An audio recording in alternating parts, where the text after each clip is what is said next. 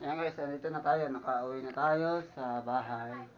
At mag-ingreso nga pala ako ng aking kanilang ice cream guys. So, guys, ito nga pala ang aking bagong ice cream. So, kaya sinabi ko kanina guys, hindi na ako magsusulong sa iba. Pagsusulungan ko na lang ay ang aking sarili.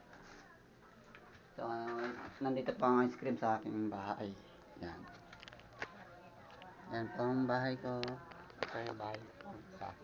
So, nandito po yung mga ice cream. Dito ako mag-re-remit ng dala ko guys. Ayan.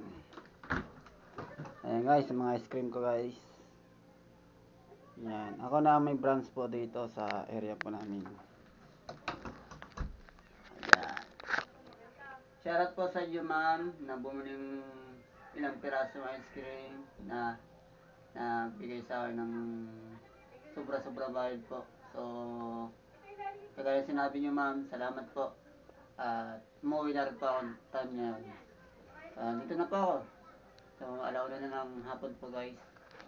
Alaw na ng hapon ako nakakating dito sa amin. At medyo malalaki ang alon po sa ating dinaanan. So, shoutout po sa inyo ma'am. Sino man kayo ma'am. Salamat. Maraming salamat po ma'am. So, ayan guys. Dito na natin tinatapos ko to guys. So, yan aking bagong negosyo guys. Ice cream.